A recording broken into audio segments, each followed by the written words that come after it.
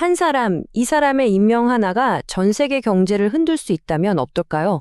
오늘 바로 이 이야기, 미국 연방준비제도, 그러니까 우리가 연준이라고 부르는 것을 둘러싼 엄청난 논란의 중심으로 들어가 보겠습니다. 자, 이런 기관 한번 상상해 보세요. 뭐랄까, 단기적인 정치적 이득 같은 거에 휘둘리지 않고 오로지 경제 전체의 장기적인 안정을 위해서 존재하는 곳. 그런 기관이 있을까요? 어디일까요? 네, 바로 미국의 중앙은행, 연방준비제도죠. 이 연준의 결정 하나하나가 전 세계 금융시장을 들었다 놨다 하잖아요. 그렇기 때문에 그 무엇보다도 이 독립성이 정말 중요하게 여겨져 왔던 겁니다. 그런데 말이죠. 바로 그 독립성이 어쩌면 역사상 가장 큰 시험대에 오를지도 모릅니다. 지금부터 그 이야기가 왜 나오고 있는지 하나씩 한번 파헤쳐 보죠. 세계 경제에서 가장 강력한 자리라고들 하죠. 바로 연준 의장. 이 자리에 곧 변화의 바람이 불어옵니다. 왜냐하면 지금 있는 파월 의장의 임기가 2026년 5월이면 끝나거든요. 이 자리가 그냥 미국만의 문제가 아니에요, 정말로. 연준 의장이 무슨 말을 하느냐에 따라서 전 세계 주식, 채권, 환율 시장이 그냥 춤을 추니까요. 그야말로 세계 경제 대통령이라고 할 수 있죠. 그리고 지금 그 어마어마한 자리에 가장 유력한 후보로 떠오른 인물이 있습니다. 바로 케빈 헤셋. 이 사람은요, 현재 백악관의 핵심 인사고요. 특히 트럼프 대통령과는 아주 가까운 최측근 경제 참모로 알려져 있습니다. 그런데 이 케빈 헤셋이라는 인물을 두고 평가가 정말 극과 극으로 갈립니다. 과연 그는 존경받는 경제학자일까요? 아니면 그저 정치적인 충성파에 불과할까요? 그의 이력서를 보면 진짜 두 개의 얼굴을 가진 것 같아요. 한쪽은 경제학 박사에 예전에 연준에서 연구원으로도 일했고 심지어 초당적인 지지를 받으면서 경제자문위원회 의장까지 지낸 아주 존경받는 학자의 모습이죠. 근데 다른 한쪽을 보면 완전 딴판입니다. 대통령의 정치적인 계산에 맞춰서 경제 데이터를 좀 억지로 해석한다는 비판도 받고요. 예전엔 자기가 옹호했던 연준의 독립성을 정면으로 공격하면서 편파적이라고까지 말하는 그런 정치적 충성파의 모습도 동시에 갖고 있는 거죠. 자, 여기서부터가 진짜 재밌어집니다. 이렇게 논란이 많은 인물이 차기 의장으로 거의 확실시되고 있는데 이상하게 시장은 너무 조용한 거예요. 왜 패닉에 빠지지 않는 걸까요? 예측 시장 데이터를 보면요. 이거 정말 놀랍습니다. 헤셋이 차기 연준 의장으로 지명될 확률이 무려 73%예요. 이 정도면 거의 확정된 거나 다름없는 분위기죠. 지금 보시는 것처럼 다른 후보들이랑은 비교가 안 될 정도로 압도적이잖아요. 시장은 이미 그의 지명을 기정사실로 받아들이고 있다는 뜻입니다. 그러니까 이 질문이 나올 수밖에 없는 거죠. 아니, 지명은 거의 확실하고 논란은 이렇게 큰데 도대체 시장은 왜 이렇게 태평한 걸까요? 왜 경고등이 안 켜지는 거죠? 그 답을 찾을 수 있는 단서가 바로 이 기대 인플레이션율이라는 지표에 있습니다.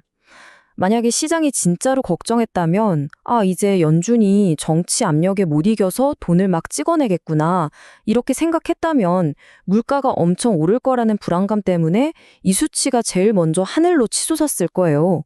근데 보세요. 놀라울 정도로 안정적이잖아요. 시장은 한 사람을 보는 게 아니라 연준이라는 시스템 그 자체를 믿고 있는 겁니다. 우선 통화정책이라는 게 의장 혼자서 자 이렇게 합시다 해서 정해지는 게 아니거든요. FOMC라는 위원회에서 여러 명이 투표로 결정하죠. 그러니까 한 사람의 독주를 막는 방어막이 일단 있는 거고요. 두 번째로 다른 위원들이 정치적인 압력에 맞서 싸워줄 거라는 믿음도 있고요. 세 번째, 만에 하나 연준이 이상한 정책을 쓴다? 그럼 전 세계 투자자들이 가만히 안 있죠. 미국 국채를 막 팔아치우면서 시장이 알아서 강력한 브레이크를 걸 거라는 계산입니다. 마지막으로 혹시 헤셋이 의장이 되고 나면 좀 달라지지 않을까, 좀 더 독립적으로 행동하지 않을까 하는 아주 작은 기대감도 섞여 있는 것 같고요. 시장은 이렇게 연준 시스템의 견제와 균형을 믿고 있어요. 그런데 말이죠. 만약에 애초에 계획 자체가 그 시스템을 통째로 바꾸려는 거라면 어떻게 될까요? 이게 과연 그냥 한 사람을 임명하는 문제일까요? 아니면 훨씬 더 큰 그림의 일부일까요? 그래서 이런 분석이 나오는 겁니다. 이건 단순한 자리 교체가 아니다. 백악관이 이제 연준의 직접 개입하겠다는 신호탄이다. 바로 이 점이 핵심이에요. 맞아요. 의장은 혼자서 모든 걸 결정할 수 없죠. 하지만 그 의장을 견제해야 할 위원회, 그 위원회 멤버들 자체를 바꿀 수 있다면요? 그럼 얘기가 완전히 달라지죠. 그게 어떻게 가능한지 구체적으로 한번 보죠.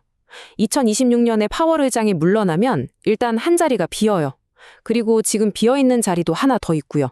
여기에 리사 쿡 이사가 해임 소송을 당하고 있는데 만약에 이 소송에서 행정부가 이기게 되면 대통령이 무려 3명의 새로운 이사를 임명할 수 있게 되는 겁니다. 이건 위원회의 힘의 균형을 한순간에 뒤집을 수 있는 정말 어마어마한 변화예요. 이걸 하나의 전력으로 묶어서 보면 그림이 딱 나오죠. 1단계. 일단 대통령에게 충성하는 인물을 의장 자리에 앉힌다. 2단계. 새로운 이사들을 쭉 임명해서 이사회를 자기 사람으로 채운다. 그리고 3단계. 소송을 통해서 이사를 해임할 수 있다는 판례를 딱 만들어 놔서 앞으로 연준을 더 쉽게 통제하려는 거죠. 결국 이 모든 논쟁은 이 질문 하나로 모아집니다. 단기적인 정치적 이득과 제도의 장기적인 건강함. 이 둘이 부딪혔을 때 우리는 뭘 택해야 할까요? 당장 얻을 수 있는 건 눈에 보이죠. 금리를 낮춰서 단기적으로 경기를 좋게 만들고 주식시장도 끌어올릴 수 있을 겁니다. 하지만 우리가 잃을 수 있는 건 훨씬 더 근본적이고 큽니다. 바로 연준의 독립성과 신뢰도고요. 이걸 기반으로 버텨온 미국 채권 시장, 나아가서는 전 세계 금융 시스템 전체의 안전성일 수 있습니다. 우리가 오늘 계속 이야기했던 모든 것의 가장 중심에는 바로 이 원칙이 있습니다. 중앙은행의 독립성. 이게 왜 중요하냐면요. 단기적인 인기를 얻으려고 무리하게 돈을 푸는 그런 정치를 막고 경제 전체를 긴 호흡으로 보고 올바른 결정을 내리게 하기 위해서 수십 년에 걸쳐 만들어온 제도적인 방패막이거든요. 결국 우리는 이 질문 앞에 서게 됩니다. 거대한 정치의 힘과 경제 정책의 원칙이 정면으로 충돌했을 때 과연 휘어지는 건 어느 쪽일까요? 그리고 그 결과가 우리 모두에게 어떤 의미를 갖게 될까요? 한 번쯤 깊이 생각해 볼 문제입니다.